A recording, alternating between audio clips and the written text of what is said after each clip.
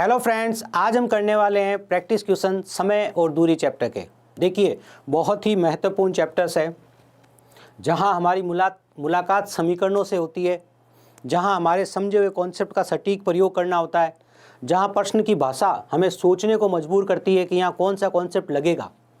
इन सब तरह की चीज़ों का समावेश होता है इस चैप्टर में। बहुत ही शानदार चैप्टर है और बहुत ही अच्छे क्वेश्चन आप करने वाले हैं। लीजिए, क्या हमारा सबसे पहला क्वेश्चन, जैसे कि आपको पता है जब हम चैप्टर की शुरुआत करते हैं तो सबसे पहले छोटे छोटे बेसिक क्वेश्चनों के साथ हम आगे बढ़ते हैं। ठीक है सर। सुबह की सैर के दौरान अवनी 10 मिनट में 100 मीटर चली। इस दर से 3 घंटे में कितनी दूरी तय करेगी?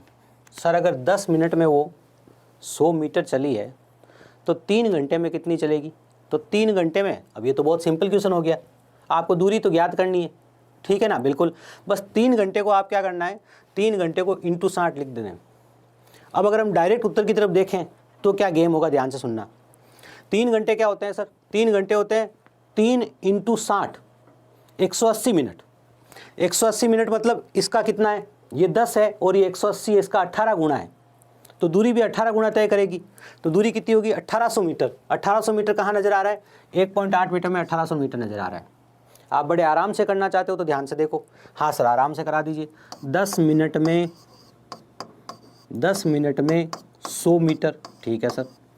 तो 1 मिनट में कितना जाएगी? 1 मिनट में जाएगी 100/10। तो 180 मिनट में, क्योंकि 3 घंटे हमारे पास दे रखा है, तो 3 को 60 से गुणा करेंगे तो 6 या 18, 180 मिनट आ जाएंगे। ठीक है ना, हमें सेकंड वेकंड में बदलने की जरूरत नहीं है, यहाँ मिनट का ही गेम चल रहा है पूरा। तो हम क्या करेंगे सर, 180 से इसे गुणा कर लेंगे। बिल्कुल, 0 से 0 कट गया, 1800 मीटर उत्तर आ गया। 1800 मीटर को आप किलोमीटर में बदलोगे, किलोमीटर बड़ी इकाई है, बड़ी इकाई के लिए भाग देते हैं। 1 किलोमीटर में 1000 मीटर होते हैं, तो इसमें हम 1000 का भाग देंगे। 1000 का भाग देंगे तो आ जाएगा 1.8 किलोमीटर। ठीक है, चलिए, ये हमारा जवाब है। बात की जाए हमारे अगले क्वेश्चन की। क्या हमारा अगला क्वेश्चन? यदि एक कार 3 घंटे में 30 मिनट, 3 घंटे और 30 मिनट में 210 किलोमीटर की दूरी तय करती है, तो कार की किलोमीटर प्रति घंटा में औसत चाल बताइए। यहाँ औसत चाल से मतलब कोई दो चाल नहीं है, औसत चाल से मतलब यहाँ चाल ही है, सिंपल सी बात है। ठीक है सर। चाल का फॉर्मूला होता है सर दूरी बटा समय, तो हमें दूरी बटा समय लिखना है। दूरी 210 है सर, बिल्कुल दूरी 210 है, ये लीजिए 210 लिख दिया। और समय कितना है सर? समय आपका 7/2। अब 7/2 कैसे आया, सोचो ज़रा। सिंपल बात है सर, 3 घंटे और 30 मिनट है, 30 मिनट को आप आधा घंटा लिख दो। बिल्कुल, 3 दूनी 6 और 1 7, तो समय की जगह आपको 7/2 घंटे लिखने थे। 7 तिया 21, 3 बज गया, 2 ऊपर जाएगा, इससे गुणा हो जाएगा, कितना आ गया? 60। ठीक है ना, तो औसत चाल क्या है? 60 किलोमीटर प्रति घंटा। 60 किलोमीटर प्रति घंटा क्या है? इसकी औसत चाल है। आई होप बात समझ में आ गई, बहुत सिंपल थी। चलिए, 10 मीटर प्रति सेकंड की गति से चल रही है कार 81 किलोमीटर की दूरी तय करने में कितना समय लेगी? अब समय दो तरह से यहाँ दे रखा है, घंटे और मिनट के मिक्स रूप में दे रखा है, और यह आपको किलोमीटर में दे रखी दूरी। तो हम पहले क्या करेंगे, घंटे में निकाल लेंगे। ठीक है, चलिए। और आप मिनट में भी निकाल दे तो कोई दिक्कत नहीं थी सर, मिनट में भी कोई दिक्कत नहीं। ठीक है, आप मिनट में भी निकालते किलोमीटर। ठीक है, चलो सर बात करते हैं। 10 मीटर प्रति सेकंड है, या तो आप क्या करो सर, अच्छा 10 मीटर प्रति सेकंड है तो या तो सेकंड में निकलेगा, या हम क्या करेंगे 10 मीटर प्रति सेकंड को किलोमीटर प्रति घंटा में चेंज कर लेंगे। लीजिए सर, हम यहाँ चेंज नहीं करेंगे, मैं सिर्फ समझाने के लिए यहाँ लिख रहा हूँ, कभी भी आपको ये काम करना ही नहीं है। ठीक है ना, 10 को आप क्या करोगे, 18/5 से गुणा करोगे।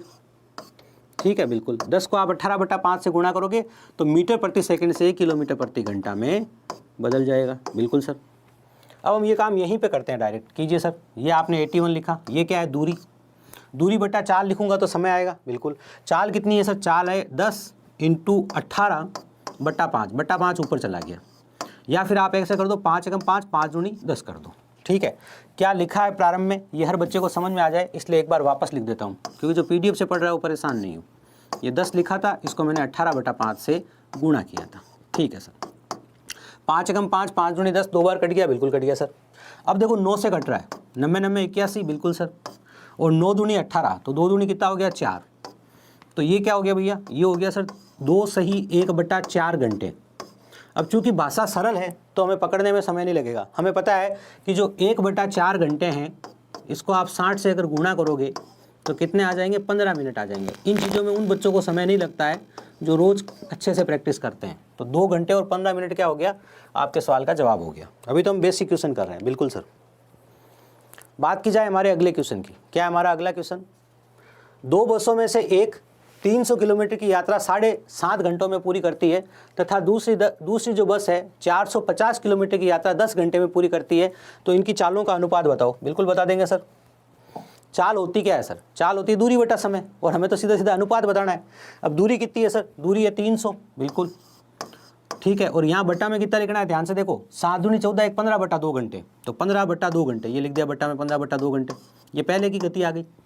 दूसरे की गति क्या होगी सर, यहाँ लिखा 450, बिल्कुल, और बट्टा में कितना लिखा है, बट्टा में लिखा 10। अब यहाँ आपको जैसे काटना है वैसे काटिए, बहुत सिंपल से कॉन्सेप्ट आपके सामने लग रहे हैं। ठीक है सर, लगाइए।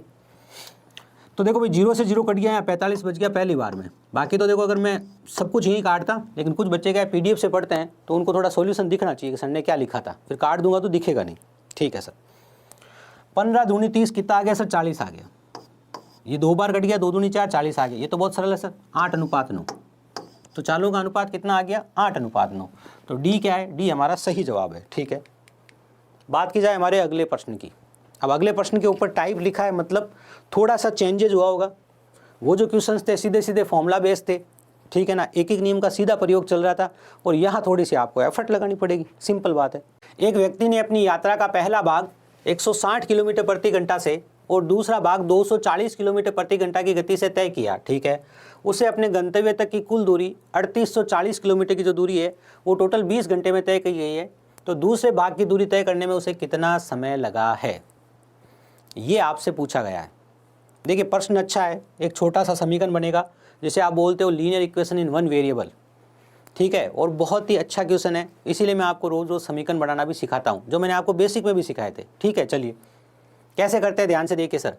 कॉन्सेप्ट यहाँ पर ये है सर कि हमें कुल दूरी दे रखी है, तो हम क्या करेंगे, अगर हम दूरी लिखेंगे पहले भाग की, क्या करेंगे, हम पहले भाग की दूरी लिखेंगे। सर अब मुझे एग्जाम में ये बात कैसे चलेगी, तो मैं हमेशा कहता हूँ आपको बात कि मुझे एग्जाम में बात कैसे पता चलेगी, तो प्रैक्टिस आप इसीलिए करते हो, बेसिक आप इसीलिए पढ़ते हो। ठीक है ना, चलिए। और दूसरे भाग की जो दूरी है आपके, ये दूसरे भाग की दूरी है, इनको आप जोड़ोगे, इन दोनों को जोड़ोगे तो कुल दूरी आएगी। क्या आएगी, कुल दूरी। ठीक है सर, आगे काम किया जाए, बिल्कुल किया जाए सर। कुल दूरी हमें पता है सर 3840 है। ठीक है, 3840 है। अब हम समय का बंटवारा करते हैं। दूसरे भाग में हमें समय पूछा गया है, कुल समय में 20 घंटे दे रखे हैं हमारे सवाल के द्वारा। ठीक है सर, तो 20 घंटे दे रखे हैं, तो दूसरे भाग के लिए x घंटे लगेंगे। अब आपने दूसरे भाग के लिए x क्यों माना, पहले भाग के लिए x क्यों नहीं माना, तो मैं आपको एक छोटी सी बात बताऊंगा। दूसरा भाग पूछा गया है, अगर आप x दूसरे भाग के लिए मानोगे तो सीधा x का मान आएगा और सीधा उत्तर आ जाएगा। आप अगर पहले भाग के लिए x मान लेते, दूसरे भाग के लिए 20 माइनस x मानते, तो उत्तर आता, उसको आपको 20 में से घटाना पड़ता। ठीक है, बिल्कुल सर।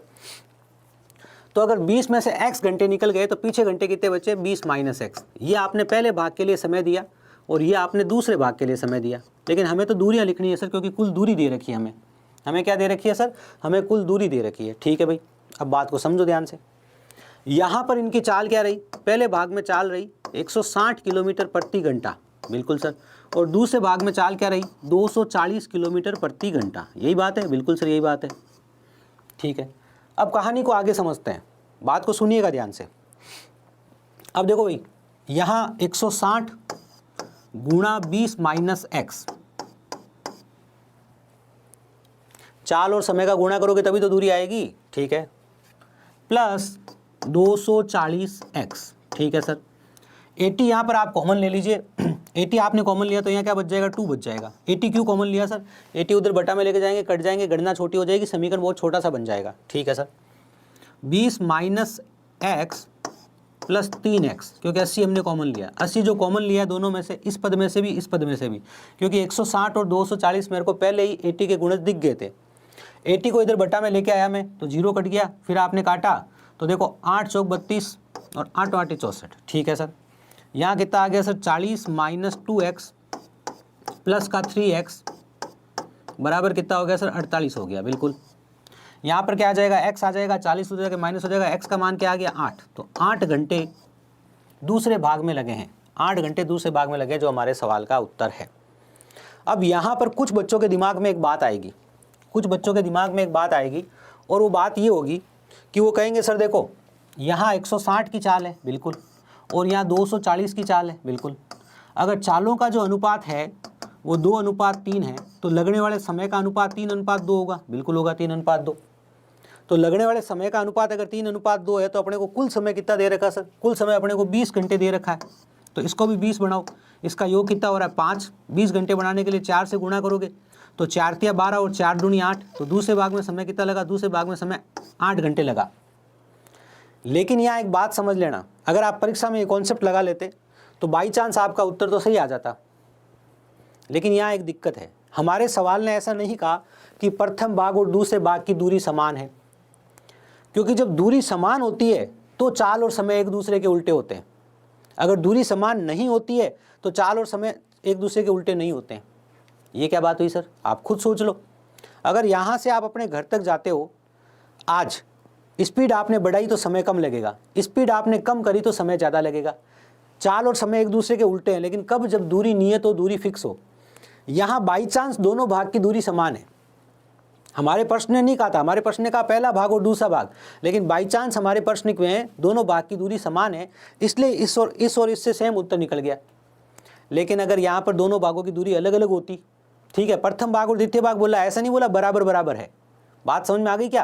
क्योंकि अगर आपका सवाल सीधा ही बोल देता बराबर बराबर है तो फिर आप इतनी मेहनत ही क्यों करते? आप ये जो 3840 किलोमीटर की दूरी है इसी को आप आधा आधा कर लेते कि सर जो दूसरा भाग है इसमें आपकी चाल कितनी है? 240 है। अगर ये इसका आधा आधा ही होती, बराबर होती, तो ये 1920 होती। तो 1920 में अगर आप 240 का भाग देते, ठीक है ना, तो सीधा ही 8 घंटे आ जाता। तो फिर एग्जामिनर आपको सवाल ही क्यों देता कि सीधा ही 8 घंटे आ जाता? भाई अगर आप दूरी समान होती, तो अगर दूरी समान नहीं है तो ये कॉन्सेप्ट नहीं लगा सकते। तो इस बात का ध्यान रखिएगा, यहाँ पर आपको समीकरण ही बनाना पड़ेगा। हाँ, आप ऑप्शन मेथड काम में ले सकते हो। ऑप्शन मेथड कैसे सर? ठीक है, अपने को दूसरे भाग का समय पूछा है।